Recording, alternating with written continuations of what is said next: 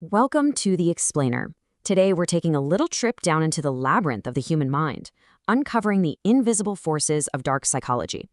We're going to explore the subtle, everyday tricks and the extreme psychological contagions that manipulate our behavior, usually without us even realizing it's happening. So let's just jump right into a little thought experiment. I want you to honestly ask yourself, are your thoughts really your own? It's a heavy question, right? We all love to believe that we're completely autonomous, that every single choice we make, what we buy, who we trust, the actions we take, is entirely ours. But what if your choices are being silently guided by unseen forces? What if the architecture of your decisions was actually built by someone else? Well, let's dive into this and peel back the layers of how human behavior is actively influenced. Section 1. The Tactics. Everyday Manipulation. All right, we're starting our descent in the very first layer of the mind. Now, we aren't talking about science fiction mind control here. We're talking about everyday conversational tricks. We all think we make decisions based on pure, conscious free will. But the truth? True power in manipulation isn't about forcing someone to do something. The real game is won by the master of choice, the person who designs the options presented to the target in the first place. Think about it. People only choose from what is placed right in front of them. If you control the menu, you control the meal. Look at how this illusion of choice gets built into just everyday conversation. If you make a direct request, something like, "Will you go out with us?" it's super easy for a person to just say no. But a skilled manipulator, they flip the script. Instead, they'll ask, "Do you have any problem going out with us?" It's subtle, but human psychology makes the target instinctively answer that negative framing with a, "No, I don't have a problem." See what happened? They said no, but that no is actually a yes to the action. Your phrasing literally dictates whether you secure an agreement or a rejection. And that actually brings us to our next conversational hack, the reverse trap. It's a simple, universal truth that humans want to do exactly what they are forbidden to do. If someone tells you, "Hey, don't look behind you," what's the very first thing your brain screams at you to do? You look behind you. To execute this trap, a manipulator identifies what they want you to do and then actively tells you that you probably can't do it. They'll say, "I had a job for you, but never mind, I don't think you can handle it." Boom. Instantly, the target's ego is bruised. They jump to prove the manipulator wrong, rushing to do the task just to validate their own capability. Just like that, the decision was entirely hijacked. Section 2. The Tactics. The Power of Silence. We're moving a bit deeper now, exploring one of the absolute most dangerous, yet totally invisible tools of influence out there, and it requires no words at all.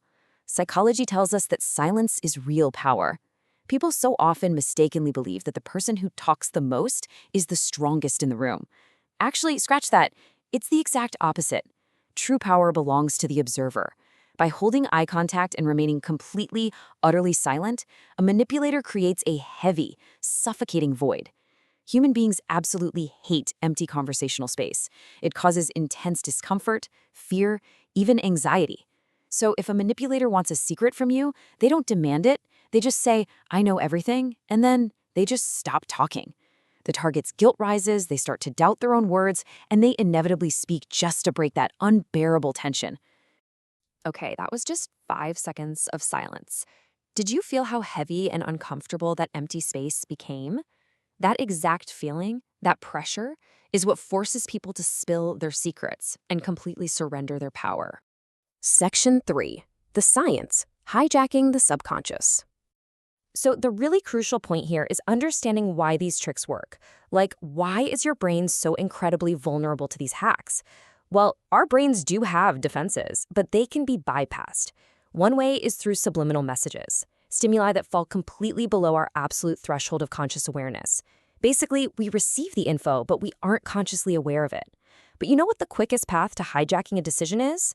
Emotion. Manipulators trigger strong feelings like fear, anger, or pride to completely bypass your logical brain. In a split second of heightened emotion, a person will make a decision they'll probably regret later. And here's the truly dark secret of it all.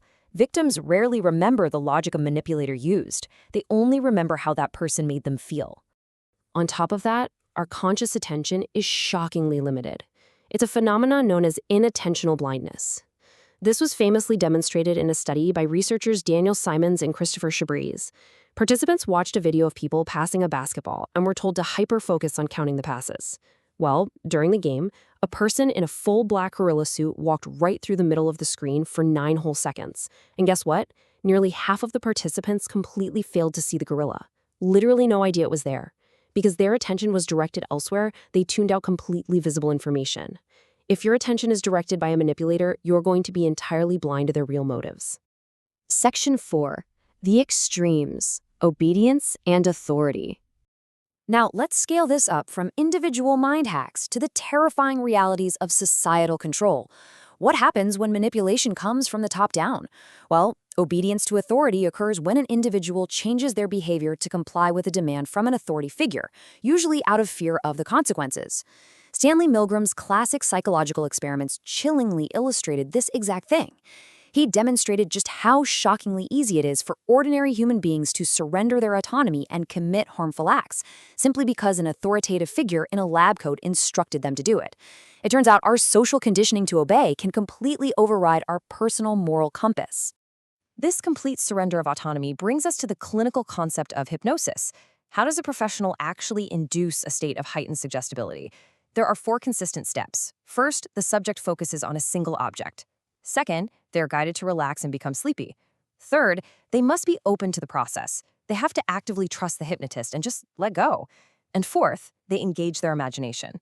But of course, popular media, like those creepy historical posters of the Barnum hypnotist, has created these deep-seated public fears about having your mind entirely taken over by a sinister performer against your will. But the truth? As we just saw in those steps, clinical hypnosis actually requires a consenting, willing participant. You cannot be hypnotized into a completely autonomous zombie if you don't actively trust and let go.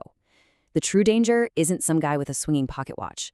The true danger is when a whole society is manipulated into a trance. Section 5. The extremes: psychological contagions. Which brings us to our final and honestly darkest descent. What happens when subconscious programming, authority, and extreme distress infect an entire society all at once? Well, you get a bizarre and terrifying phenomenon known as dancing mania. Between the 11th and 17th centuries in Western Europe, this strange psychological epidemic just struck. Groups of people would suddenly begin to dance with total wild abandon. It gripped thousands at a time. Historical accounts describe entranced people dancing for days or even weeks on bruised and bloodied feet, screaming of terrible visions, completely unable to stop themselves. I mean, it sounds like a horror movie, right? So, how does a mass trance like this even happen? Anthropological studies map it out pretty clearly. First, it requires a population that is already under extreme physical and mental distress. Next, they must have a cultural expectation. In this specific case, it was a shared belief in a supernatural curse. And because people enter trances when they expect to, all it took was a few distressed individuals believing they were cursed to spontaneously slip into this state. From there, their ritualistic dancing acted as a psychological contagion, spreading the manipulation like wildfire across thousands of minds. From the subtle conversational traps set by a friend, to the emotional hijacking in your favorite ads, all the way up to mass psychological contagions, the human mind is remarkably vulnerable. As we wrap up this explainer, I want to leave you with this lingering, provocative thought. Now that you know the hidden architecture of influence, was the last decision you made truly your own? Stay curious, stay aware, and I'll catch you in our next explainer.